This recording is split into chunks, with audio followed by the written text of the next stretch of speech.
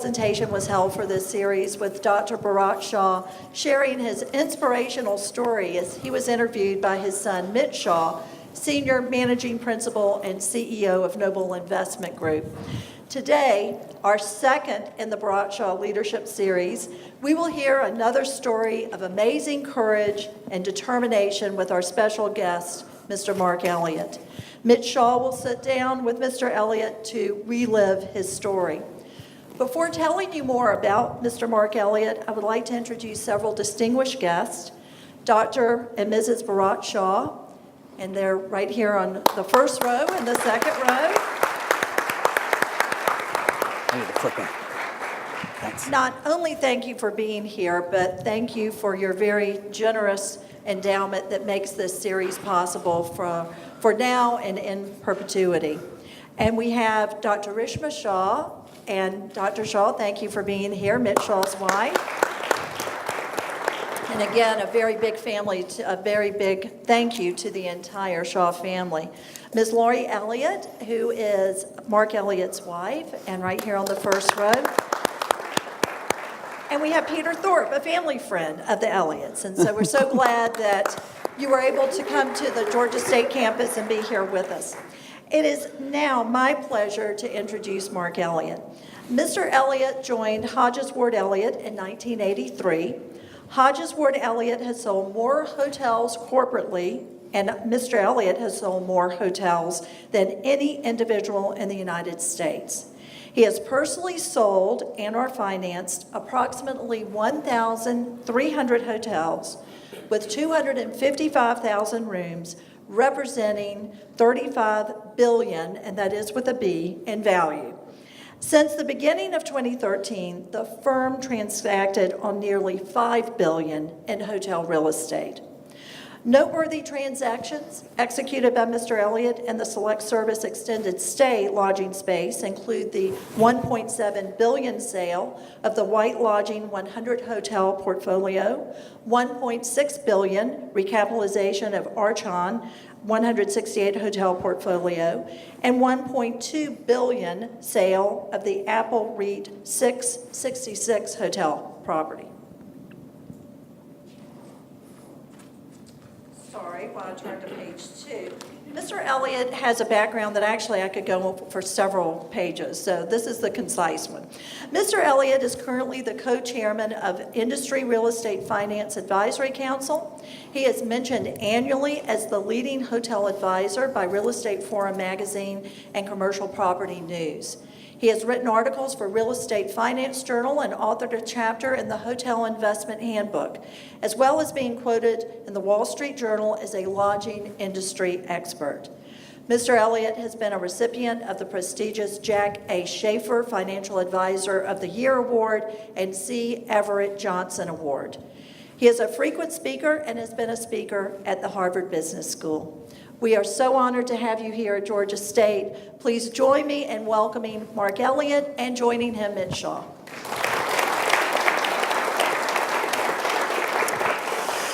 Debbie, thank you.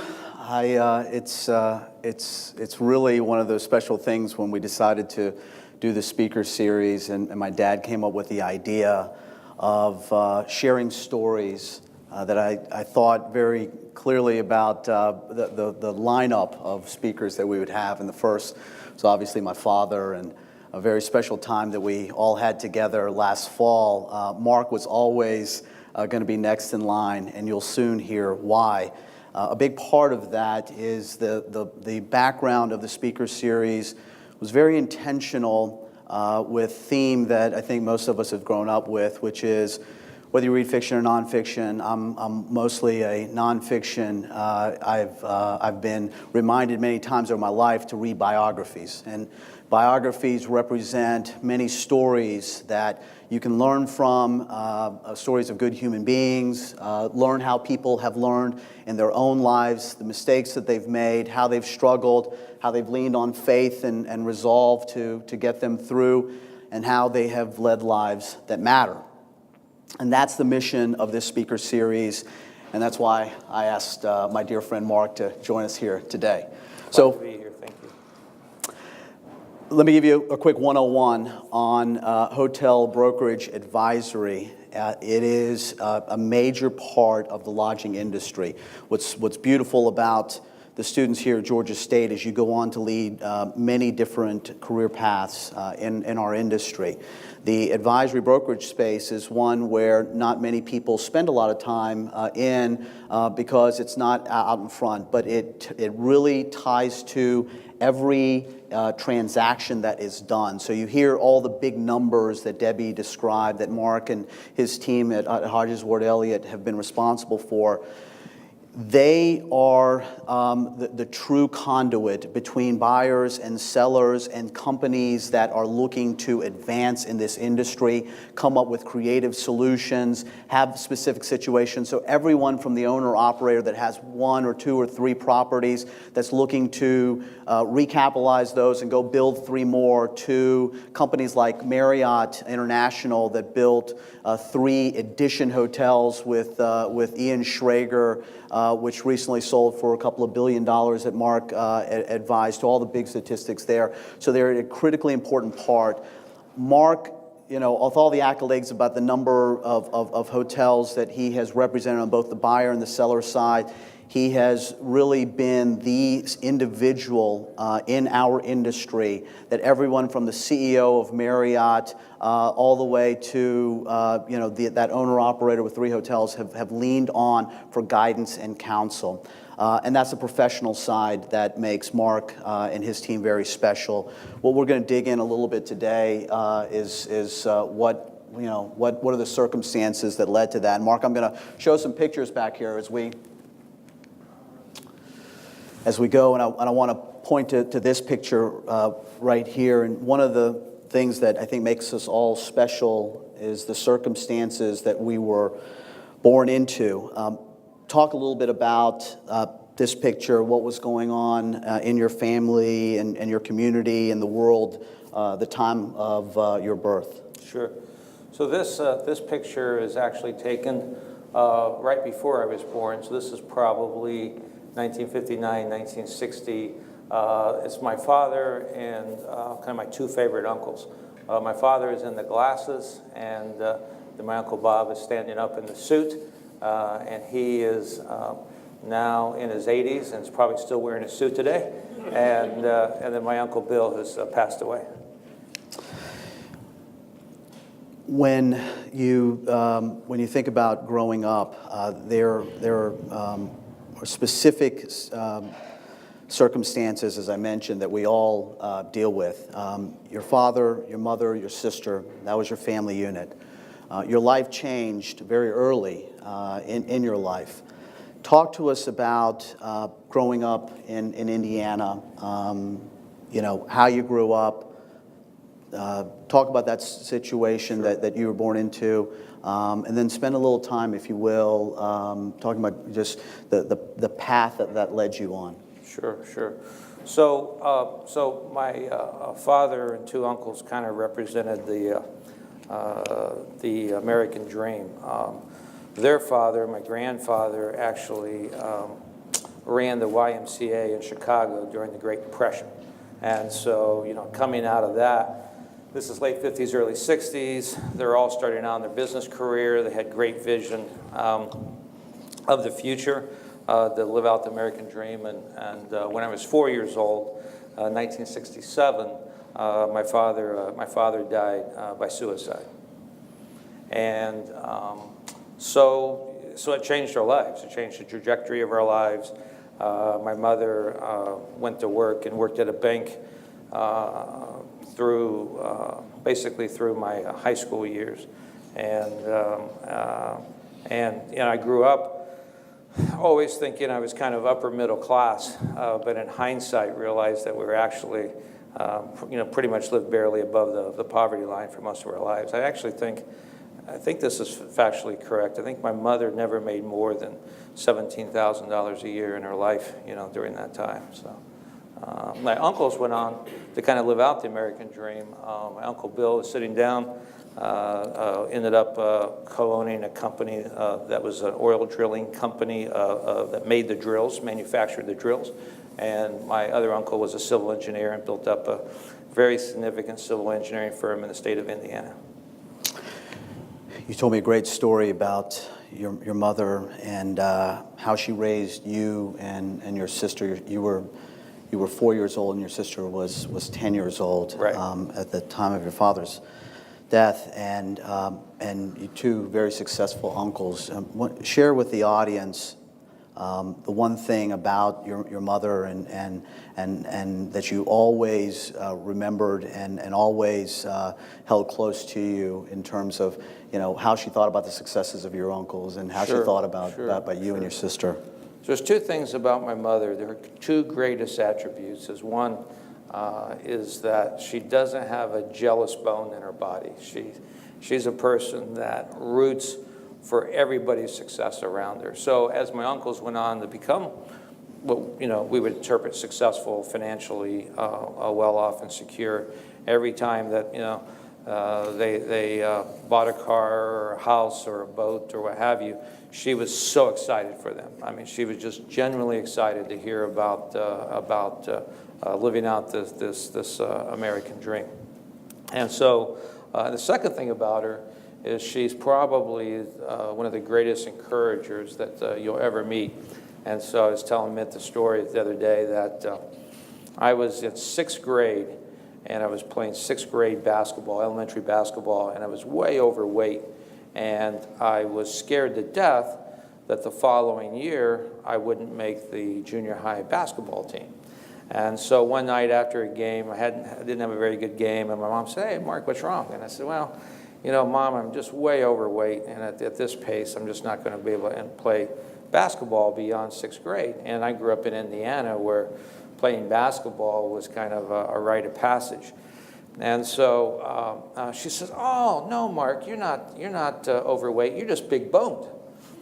And so that summer, I grew 4 or 5 inches, and by the end of the summer, I was just a string bean, barely a skeleton. And I made the team.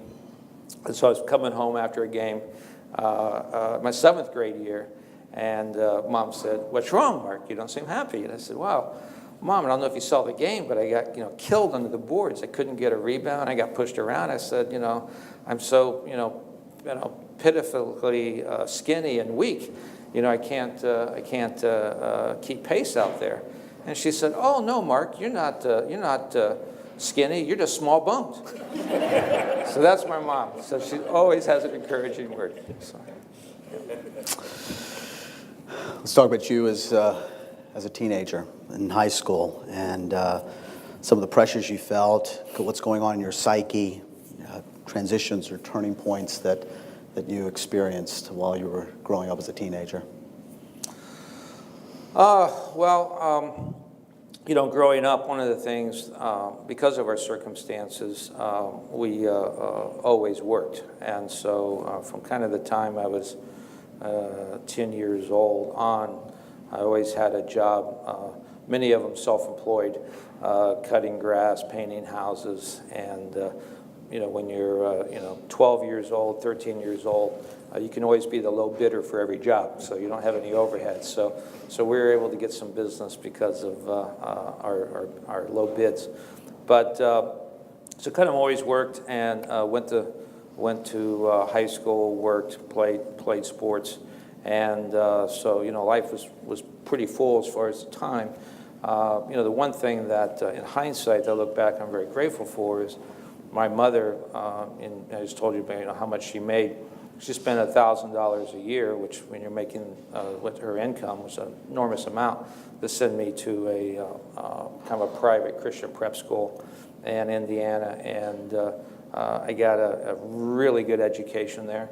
And some of my closest friends are still from school, and have great influence in my life. And then also during my teenage years, I had the good fortune and blessing of meeting my wife, who was a very close friend of one of the other guys on the basketball team.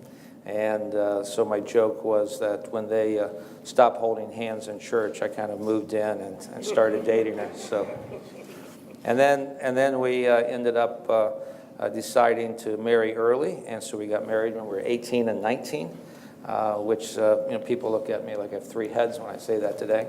But we got married when we were 18 and 19 and moved to Atlanta to venture out into the commercial real estate brokerage business. And at the time, my thinking was a couple things. One was I read that 9 out of 10 people, well, let me back up. So from the time I was 8 years old to the time I was 18, if you had asked me what am I going to do with my life, I would have said I'm going to be a mechanical engineer. I loved math and science. I was a math and science guy. I was geared to go that way. My 2 uncles you saw in the picture were both engineers, so that's what I was going to do. And then my spring break, my senior year in high school, I panicked. Instead of going on spring break, I actually went out and interviewed for a sales job. And so I spent, from the time I graduated, the next 18 months in basically 2 sales jobs, and ended up actually selling copiers for a year. And at the end of the year, realized that selling and marketing was a niche that I thought was a calling for me. And so, and then I read about, what can you sell where you can make a decent income and kind of have no capital, no background, what have you. And it's real estate. It's like a high beta of risk, but a high alpha reward. So I pitched my wife and proposed to her and her parents that we'd give it 1 year, and if I failed, I'd go to night school, become an engineer. And so we moved to Atlanta to go to the largest market that I thought we could afford to live in. And my wife, Lori, got a job at a bank, and we took our little meager savings and we gutted it out for a year. And the original idea was to maybe be an apartment broker, a retail broker. And about 10 months into it, I stumbled onto a hotel deal that was marketed by the 2 guys that became my partners, Jack Ward and Bill Hodges. And I loved the lodging business because it was a lot more moving parts than other kinds of real estate. It was a national business versus a regional business, a local business. And there were very few competitors, and I thought that was really important place to start a career. So I've been in lodging ever since. If you go back to Indiana, when you graduated from high school, you actually told me that it wasn't an option about going to college or starting to work. I mean, you actually had no option, right? Well, I was homeless the day after I graduated from high school because my mother decided to move out of town and move to Louisville where my sister was living. So I really literally had, I had to find a place to go live. So I ended up renting a room for that year and a half. For the first couple of months in an elderly lady's house, and then I ended up renting a room from one of my high school friends who went to college. I rented his bedroom for the next probably 15 months of that. So yeah, so I was on my own from 18 on. Yeah. So everybody loves a good love story. So just walk backwards, and I know you could talk about this forever, but I want you to talk about Lori for a moment, and the relationship that you had through high school, the decision to move to Atlanta. Right. We're going to get to Atlanta in a second. And I want to be able to talk about what happened once you got to Atlanta, but talk about how that changed your life. Sure. Well, the one thing that you and I have in common that probably bonds us is that we both married way over our head. And I did that with, Lori was, she was beautiful, she was smart, and passionate, and compassionate. We got to Atlanta, and we were in this group one night, and it was a Bible study, and it was the very first night there, and one of the guys said, if you had to describe your spouse as a color, how would you describe her? So I was like, wow, we're not in Kansas anymore. Let me try to think about this. And I said about Lori, I said, she's purple. I said, purple? I said, yeah.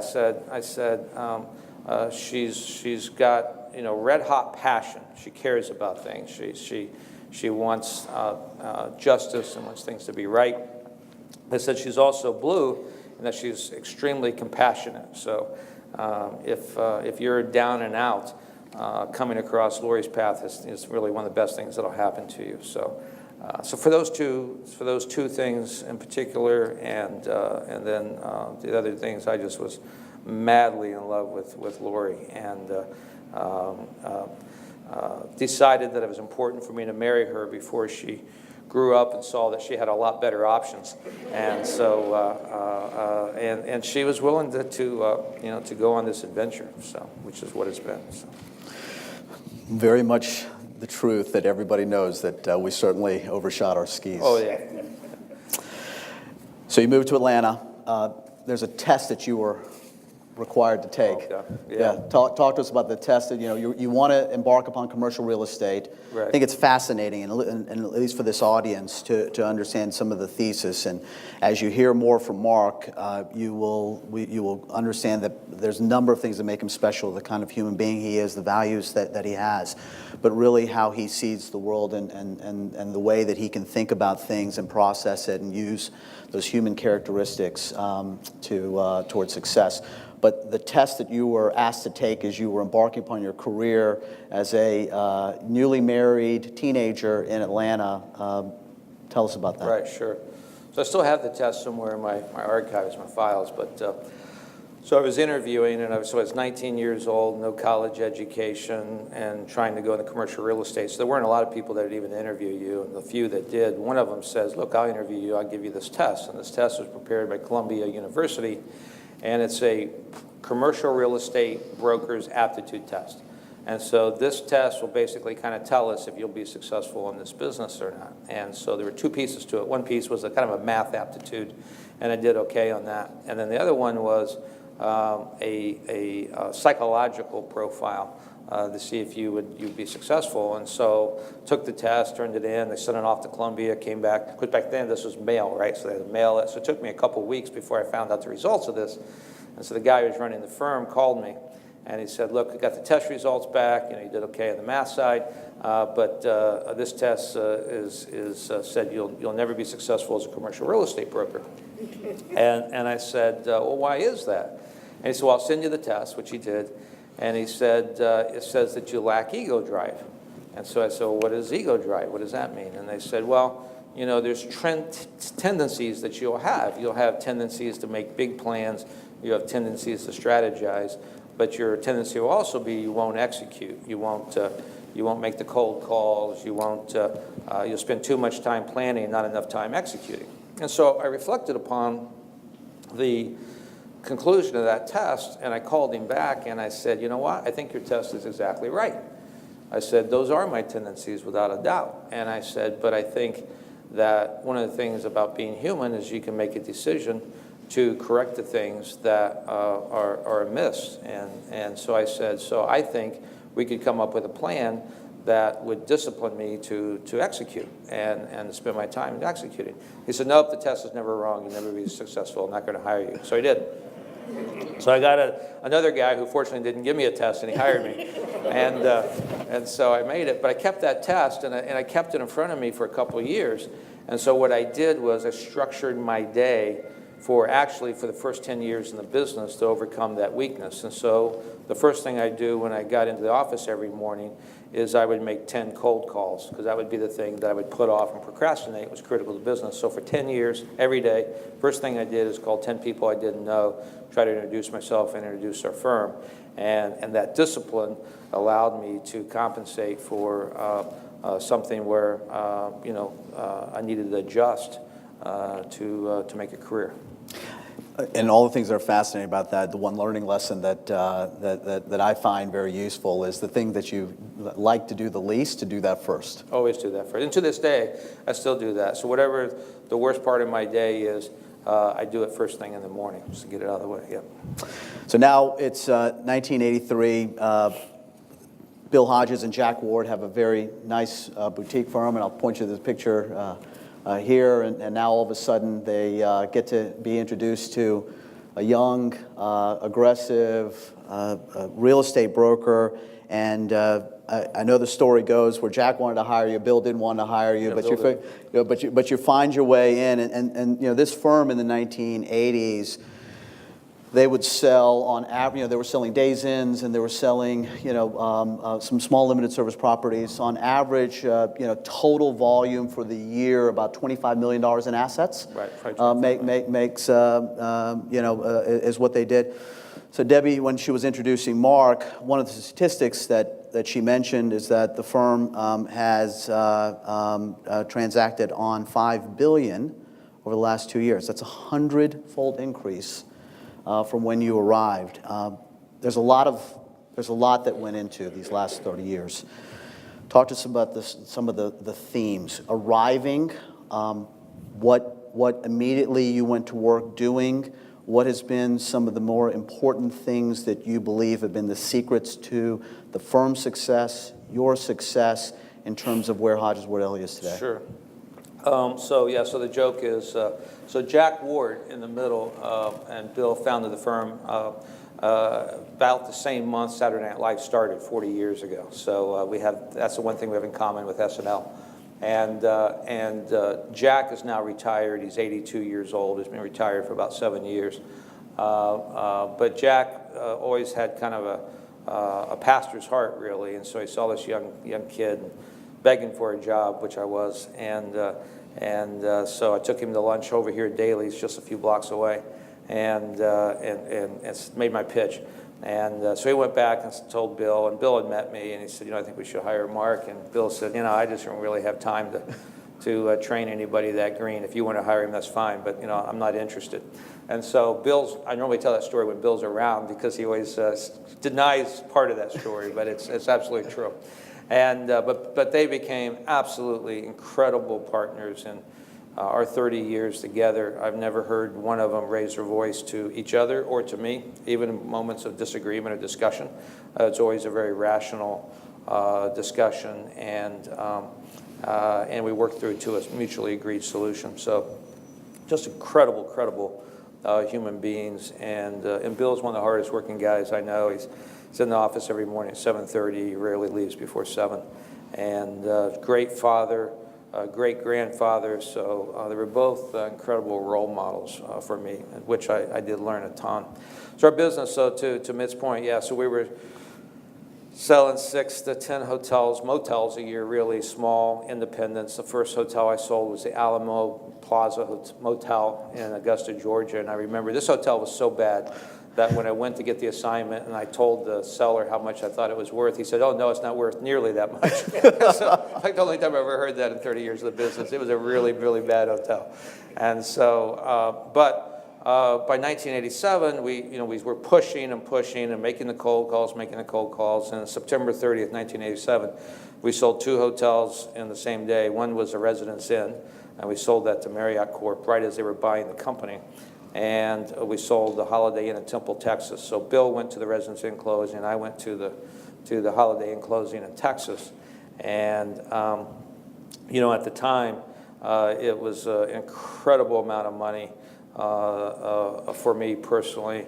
And so, and you didn't wire money back in the, you didn't have the banking that you had today. You actually got checks. So you literally got the check, and you put it in the briefcase, and I had to carry it home. And I was always worried about losing that briefcase. I literally carried that thing, to the bathroom, to the restaurant, to the plane, and get home and bring it home. But I remember I left the closing, and I went to a Mexican restaurant in Dallas and cried because I was just amazed that,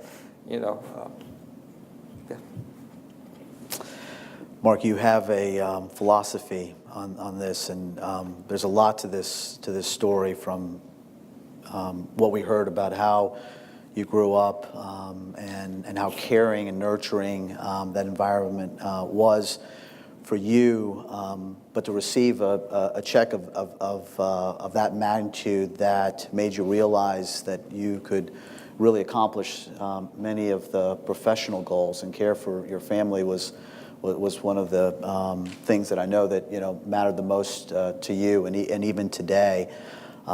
There's a human component to that. I think that would be valuable for this audience of mostly college students in terms of just the secret and how you view things outside just the pure analytics. Yeah, sure. So one of the things I was moved to tears, and still am, is the fact that in this country you have amazing freedoms, and you kind of think about history for thousands of years and how people have lived life, and you think about the way and the opportunities we have to live life, and in this country that you can accomplish, not just business-wise or financially, but accomplish important things in life which transcend, are much more important than business.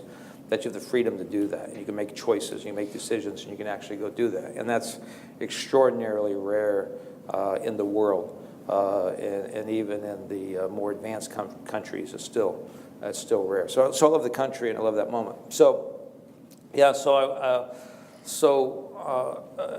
I was a math science guy, and so I didn't read. I read as little as possible when I was in high school. I basically read enough to make the grades, but I didn't have any passion for reading. I can't remember really any novels I read during high school. And so what I loved about real estate was, to me, I thought it's math. Like, this is something I can do. There's a cash flow, there's a value, there's financing, it's math. And so, I remember I went to my very first big showing of a decent hotel with a buyer. And I had, back then I had reams of computer printouts of all the analysis. And so we're in the hotel for about 10 minutes, and the guy turned to me and he said, "I'll pay $5.5 million." It's like, how can you reach that conclusion? I haven't gone through the reams of paperwork here that I have. And I realized that he had an instinct. This is a guy that had bought and sold 30-some hotels in his lifetime, entrepreneur, and he had an instinct that was beyond just the math and analytics. And so one of the things I ended up doing as a person, not with a business strategy to it, but as kind of a challenge from a friend, is because of my lack of interest in the humanities, and because I didn't go to college or get a liberal arts education, we challenged each other to read the 100 most important books ever written. Now, there's lots of lists of that. There's debate, but Mortimer Adler, who was a University of Chicago dean, really put together kind of the first big list of the 100 most important books, and there tend to be classics. And so we haven't read all 100 of them, but we've gotten through maybe half of them or so. But in doing that, it developed a different part of me that allowed me to connect and realize that decisions, they have mathematical and even scientific input, but decisions are made by human beings, and human beings are extraordinarily complex and deep and relational, and that good decisions aren't made from what the computer screen tells you. Good decisions are taking the data from the computer screen, but being able to interpret in the context of the world around you. And so one of the things that now I look like, if I give advice to anybody, is that if I had any business advice, it was to read and read outside your discipline. So if you're a humanities person, try to read some logic and mathematics books. If you're a math and science person, where I was, try to read the humanities, but be well developed, and it will help you, I think, relationally with your colleagues and with your peers and with your customers. There you go. So we, during the beginning of yours and Lori's love affair, you guys, you told me about commitments that you made, and there was a pact that you made. Talk to us about the pact that you made. Sure. So when Lori and I were dating as teenagers, we're planning our future, and at this point, I had her convinced to marry me, more or less. And we're talking about what's life going to be. And one of the things, this is an encouraging thing, I think, is that when people say, oh, you'll change those idealistic views. When you're 10 years older and you're 20 years older, you'll change that. And because we had views on how to be married and how to raise kids and how to live life and all that kind of thing. And we're formulating that as young people. And I will tell you, 85–90% of what we describe the life that we want it to be is actually the way we've lived out life. We've made adjustments along the way as we learned some things and learned that we were wrong on things and continuing to learn. But by and large, you really do live out life that you envision. And so one of those things we talked about is we always wanted to adopt a child, have children, or give birth to children, but also adopt a child or two from a developing country in particular. So through a series of circumstances, Lori suggested that we do that first, and so we did. So we embarked on and looked at 50 different countries and ended up choosing Peru as a country from which we wanted to adopt. And so this is our son at 6 months old. And this is kind of the first day not first day, this is probably the first week we were in Lima, Peru, with our beautiful boy, and Lori lived down there for 4 months, right, it was during the Shining Path, the height of the Shining Path terrorism. So second day we were there, a car bomb went off outside the hotel.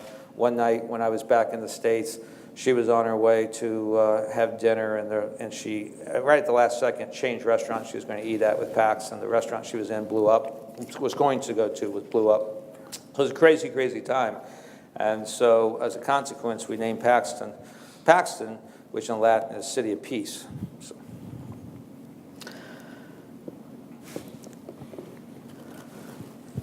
It grows. It grows. Tell us about Bryn. Yeah, so as soon as we got back, we decided, okay, well, let's try to have children. So we did. So Lori got pregnant right away, and we had Bryn. And so Bryn tells this great story about her name. So, we tell the story of Paxton's story and City of Peace and all that. It's like this great romantic story. So Bryn tells this story, even just this last few months, it was cracking us up. So she said, so Mom, that's so amazing, Paxton's story. How did you get the name Bryn? And Lori said, well, I was watching MTV, and there was this girl rock band, and the drummer was named Bryn. And I just thought it sounded really good. So that's how my daughter got her name. So. Your circumstances growing up without your father in your life, your sister, your mother together, boy and a girl, how did those circumstances shape the kind of father you wanted to be and the parents you and Lori wanted to be, and talk to us a little bit about those decisions that you've made along the way, and how you've been able to process where you've come from to now Bryn and Paxton, because we're going to get to them again in just a moment. Sure. So a couple things. One is my business involves travel. I travel 3 days a week. A lot of parents have to travel, 5-6 days a week, and so. So that's one part of our life. And then the other part of our life was the fact that even when I was home, I wasn't necessarily engaged early on when they were younger. And my partner, Bill Hodges, is being a great partner, called me out on it and said, you really need to make sure you're emotionally engaged with your family when you're present, be fully present. So it was a great lesson. Kids were little, 5-6 years old. So from that time on, whenever I got home, no matter what time I get home, I would put my cell phone in my bathroom and wouldn't look at it again until the kids went to bed. So really was kind of engaged, and it was a good life lesson. The other thing we did was tried to find experiences to spend time with our kids, and one of the things Lori and I were debating is where to send them to school. I wanted to send them to a private school because I wanted them to get the best education, probably because I didn't go to college, and so I was, wanted my kids to go to college, and Lori wanted to send them to public school because she we both grew up in without financial privilege, and Lori wanted, so we just had this debate, back and forth. So Lori and I had never snow skied, and so we're 30 years old, and we're getting, or 32, 33 years old, we're getting ready to go snow skiing for the very first time in our life, and somebody says to us, and we're right in the middle of having this debate, Paxton's 4 years old, he's getting ready to go to school, and we're having this debate, and we're flying out, and somebody said to us, make sure you take a private lesson, not a group lesson, and I said, why is that? They said, you'll learn to ski much faster. So on the plane, I said to Lori, that was pretty interesting advice. And I said, what do you think about that? She says, yeah, it's probably true. I said, I bet that's true with math, too. And she said, oh, no, I'm not going to do that. So I convinced her to homeschool the kids. And I said, look, it's kindergarten. You can't mess them up. So she homeschooled them for 2 or 3 years. And then we started traveling a lot as a family. And so we continued the homeschool. We had some friends that basically educated our kids up until junior high. And then from junior high to high school, we actually hired a professional tutoring company, and they tutored our kids through high school. And so they had as I told the kids, I said, look, if you're 35 and you're floundering, you're going to look back and have a lot to complain about. But this is the choices we made, and in hindsight, we were able to spend an enormous amount of time with our kids that we wouldn't have otherwise, and I'm very grateful for it. We're going to get to him in a moment, and you can brag about him a little bit more in just a moment. So, Coach Elliott, one of our favorite passions together. Love basketball. Well, and I think we love basketball for the same reason. It's 5 on the court at the same time, different races, religions, cultures, all having to be selfless, trust one another. And our Atlanta Hawks embarking upon the playoffs makes us, feel like that's really important, not only in the game but in life as well. You've got an entire group of students that are out here, this next generation that will too live their own journey. Share with them, the one piece of advice that you have for them as they continue to embark forward on their own trail. And from what perspective? From a life perspective. From a life perspective? Well, I think obviously the picture of basketball team, teamwork is critically important. And I think one of the things, you have millennials, you have Xers, you have boomers. I'm the last year of the boomers, and my wife is the first year of the Xers. So we're cross-generational, and so you hear all these things, the differences and what have you. One of the things that I think is the strength of millennials is they work in teams a whole lot better than boomers do.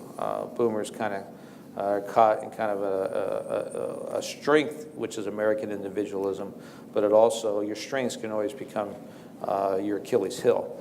And so I think one of the beautiful things about the millennial generation is the idea of teamwork.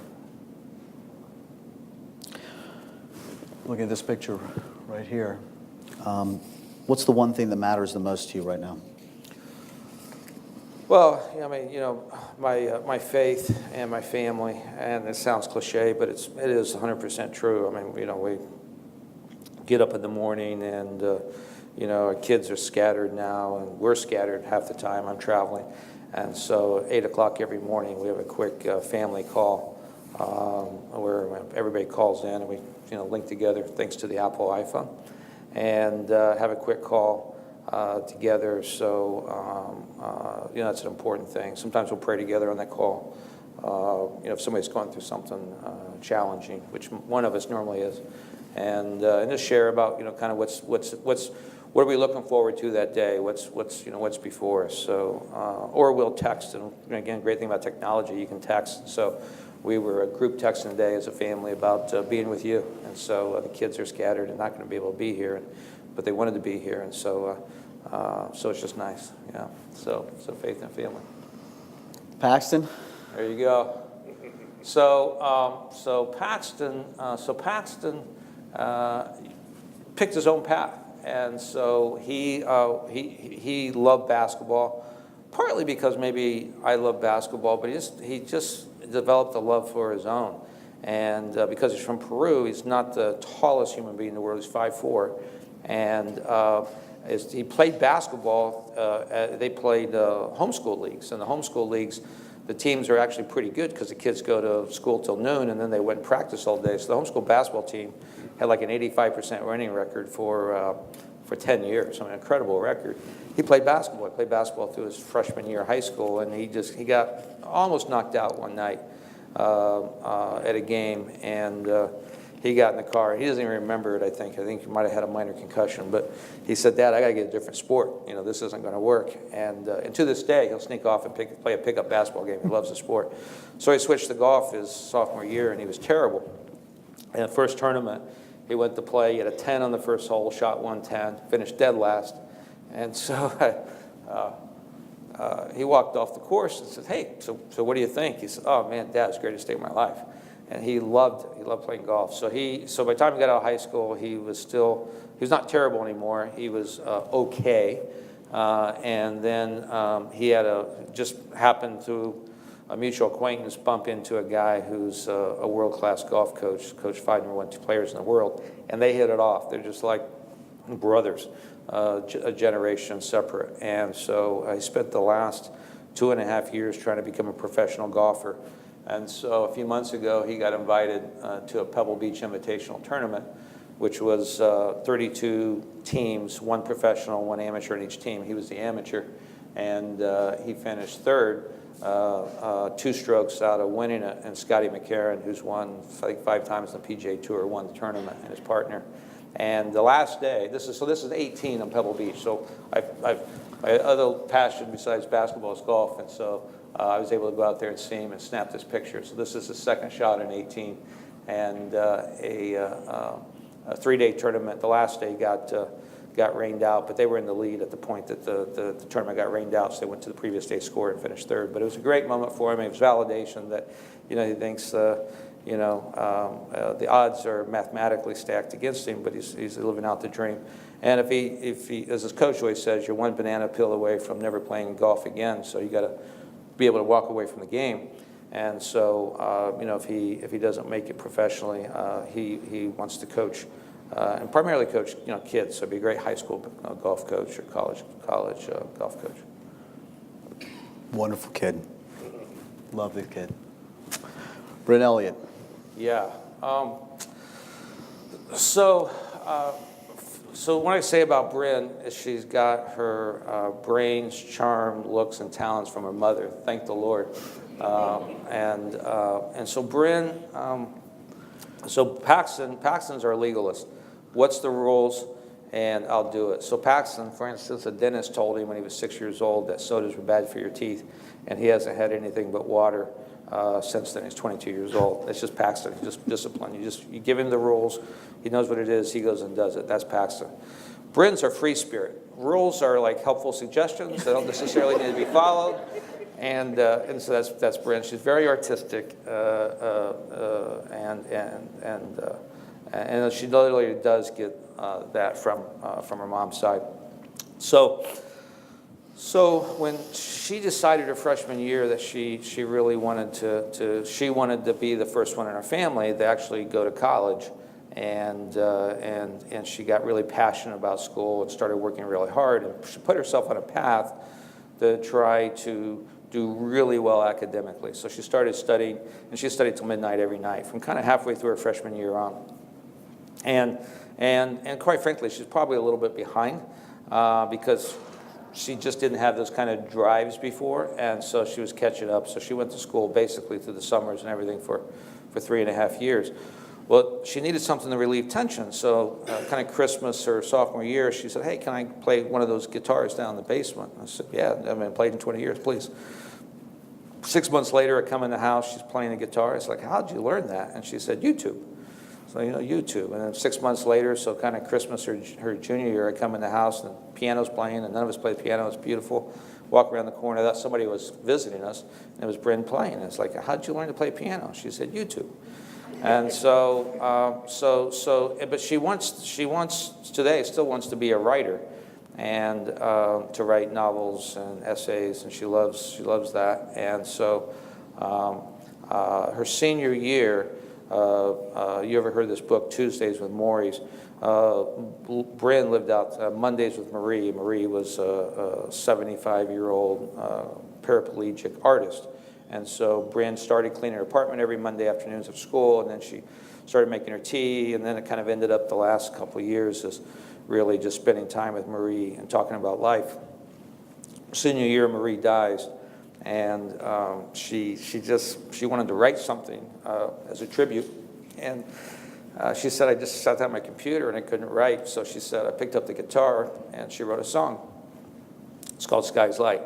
And so it was a tribute to Marie, and it's beautiful tribute to Marie, very hopeful song. And so then she started writing. And so for her college applications, by December, she decided to turn in her songs that she'd written with her application, so just her guitar and voice mic. So I get a call one day from this guy, and he says, hey, I want to, can't talk to you about college application process, but I'd like to give you a word of encouragement. I said, what's that? He said, your daughter needs to do music for a living. I said, I don't think so. I don't think that's a good idea. I said, I don't want my kids to be an actor, or I don't want them to be a musician. And he said, no, I'm really serious. He said, what's relevant about this is I'm 60 years old, and I'm a first-year admissions officer. It's like, I don't know anything about admissions. But he said, what's important, and it's I'm back at my alma mater, giving back for 2 or 3 years, because my alma mater did so much for me in my life. But he said, what's important, I spent the last 35 years as a partner writing music and producing music with Quincy Jones. And he said, Bryn actually has a songwriting gift. So I told her, and so it's kind of like, yeah. Well, about a month later, he got back and said, do you mind if I send her music to a friend? And I said, sure. And so a couple days later, we got an email, and Bryn ended up talking to this guy named Cliff Magnus, who's produced Avril Lavigne and Kelly Clarkson and a lot of young female vocalists. And so Bryn ended up taking a gap year, moved to the West Coast, lived on her own at 18 for a year, and wrote and recorded 2 EPs. And then she ended up touring last summer. And so now she is in college, still living out her dream to be a college professor, and is a professional touring, recording musician. So, touring with Belinda Carlisle and lots of folks. Yeah, that, she's toured with Alanis Morissette and Brandy Carlisle this winter, who's had her first top 10 song ever. Phenomenal singer-songwriter, and so she walked off stage a couple weeks ago, and behind stage was one of the Indigo girls who.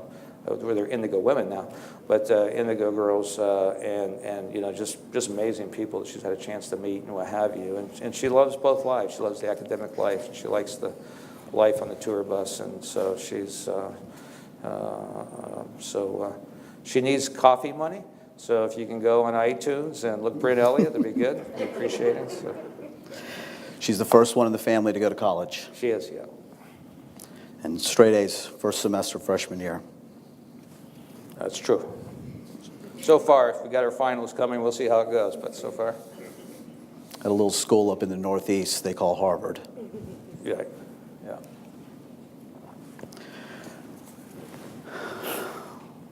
One of the funny stories that I say when I talk to people about our relationship is that you've said to me that 3 of your very closest friends are an African-American son of a Baptist preacher, a Indian Hindu, and an Ismaili Muslim. Yep. And, you know, when you think about our world today, think about our population here at Georgia State, full of cultural diversity, socioeconomic diversity, racial diversity, religious diversity. Can you spend a little bit of time and broaden that conversation a little bit? Sure. You know, sure. 3 of your closest friends, how you view the world, a man of deep Christian faith. And something that's a part of your everyday being. Talk to us a little bit about that. So this picture is in Ireland, and these are all guys in the industry. So President Marriott's there, Mitt's there, here on the right. Over on the left, the second from the left is Tom Baltimore, that you may see someday soon. He's the president and CEO of a REIT, and he's the son of a Baptist preacher. And Tom and Mitt and a gentleman who's not here, Mahmood Kimji, are it's really 3 of my best friends in life, and we all come from extraordinarily different backgrounds, geographically, financially, racially, and faith. And faith is critically important to me. My wife and I teach Bible studies. We're very, driven by, honoring God, and so and politically. So if you go back to the picture of my partners, one was an absolute hard left liberal.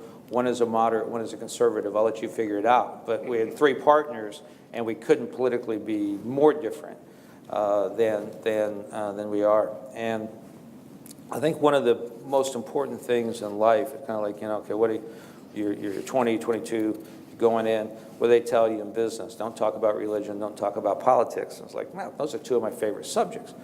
And so I think what's important is your best friends can be people that are extremely different from you. And matter of fact, they may become your best friends because they are different from you. And so we just had this conversation, I guess, where it sparked the question. And I said to Mitt, we were having lunch one time, I said, I think you have extremes, and you have one extreme which says that person's different. They think differently from me. They have a different God. They have different politics. And so I'm not going to be associated with them or keep my distance. I may have to cooperate with them professionally, but I'm not going to draw close to them. And that's a horrible, horrible way to look at things. I think the other thing, which is equally dangerous, and we live in a politically correct world, and I think this is very dangerous, is to sit there and say, none of that really matters, it's all the same. Well, it's really not. I mean, if you think about religion, one is a monotheistic God, one's a triune God, one's a polytheistic God, and then you haven't even got to pantheism. Those are very, very different views. They're different. And if they don't matter, there's no sense in pursuing those faiths or those beliefs. So they do matter. But the point of it is that I think to grow as a person, as a human, and to advance society, we need to get to a place where we can embrace people who just think very differently from us, and we can look at them and say, I need to be your friend because you do think differently from me. So all of us aspire to lead lives and do something for which others will remember that we have lived. Mark, what would you hope that one day that your community would say about your life?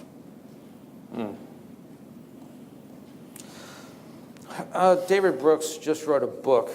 He's an editorialist for New York Times, and my daughter sent me this article in a TED Talk that he gave. It's around. He's talking about a lot, and he said, "There's your resume and there's your eulogy. What you say about yourself on your resume and what other people will say about you on your eulogy." And he said, as you live life, which is more important? And he said, the person you really are is the person that you're remembered having been, right? So, and I think he's right on that. I think he's dead right on that. So, we're all broken and sinful people, but I would hope that people would say he was faithful to God, and faithful to his family, and faithful to his friends, and faithful to his colleagues. You have a deeply personal relationship with God, and you're now at a point where... That's going to be more because of him than me, so he's doing a better job. What is your conversation with God? What's he going to say about your life? Well, I hope he forgives me for a whole lot, and I trust that he does and will, for sure. And I think that's the magnificence of God, is that he is forgiving. I think that we have a spirit that's put into us as humans, that you have this common spirit where you see evil is evil and good is good, and I think there is a difference between the two, and I think that's God-given, and God gives us different talents and circumstances, but we can all be blessed regardless of kind of where we come from, and I think he's very graceful, and I trust and pray that he's graceful to me. I believe that Emerson probably said it the best, that our chief want in life is someone to inspire us to be what we could possibly become. And on a very personal note, my friend, I'm forever grateful for you and your inspiration and your guidance and your brotherly love. And I think most of all of us that know you would view that you have led a life that matters, a life that matters to our industry, to our community, to those of us that are here, most especially to your family, and of course to God. Thank you. Ladies and gentlemen, Mark Elliott.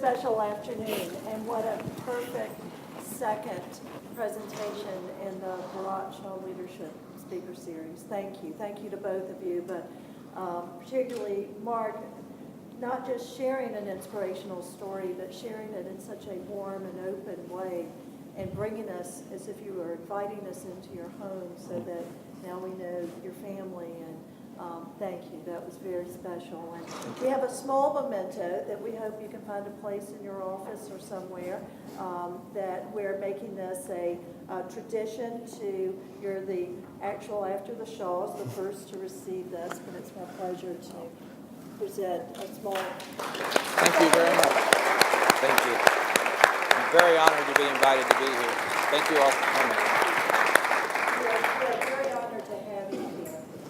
So both Mr. Elliott and Mr. Shaw and the Shaw family will be around. So we invite you to hang around, enjoy talking with them individually. We have refreshments on the other side. You never have to twist the students' arm to have refreshments. Anyone else either. Thank you for being here. This is something that I think you know how special this is for our School of Hospitality and for the Robinson College of Business in Georgia State. It means a lot to have you here because this is the message that you will take with you. One day you'll come back and be a speaker like Mr. Elliott and Mr. Shaw. So thank you all for being here.